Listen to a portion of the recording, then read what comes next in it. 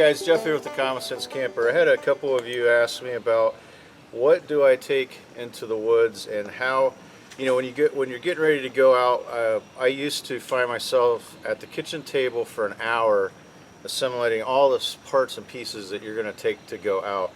So this is just a quick tip on how to manage that and make it a lot easier.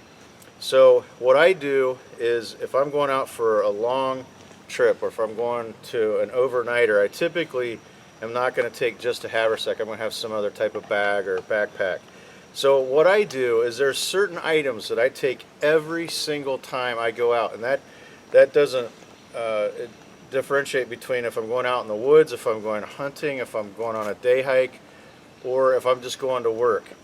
So hopefully this is helpful and might make a little more sense when you're packing up and make it a lot simpler, a lot quicker. So here's what represents something or items that I take out every time I go out. And what I do is put them in a haversack. Now it doesn't have to be a haversack. One thing that would be really helpful is like a clear dry bag, because then you can actually see everything that you're putting in there. So what I do is I'll take all this gear and I'll put it in the haversack, starting with the water bottle and the canteen, and I've got a small first aid kit in there, a small Gerber tool, notepad, pencil.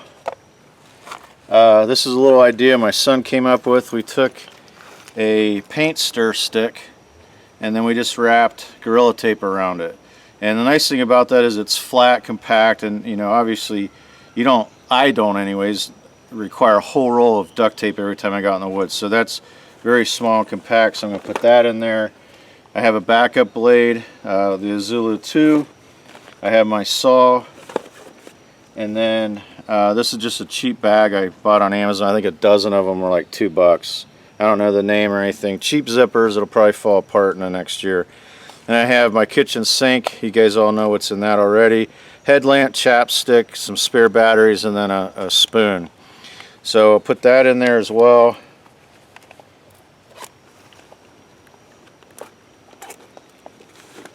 Then I have my compass, which I put in a bag just to kind of protect it. And I have my fire kit there. And again, if you want to know what's in that, I have another video of that in detail. So I put the fire kit in there. I have my cordage, bank line, paracord, jute twine, emergency whistle. I keep this in the bag just because I have about a dozen of these, but I can never seem to find them when I need them. So I'll usually put this on top, and then I'll just throw it in my pocket. Then I have my gloves, and every gentleman should have a hanky and the whistle. The nice thing is that now you have this compact bag that if you just want to go out for a couple hours, you have it. If you want to go out on a 3-day overnighter, you have it. And then all you have to do is add your food and other things like your shelter and things of that nature. I will also have a tarp in here, which I'm actually using to do the video with.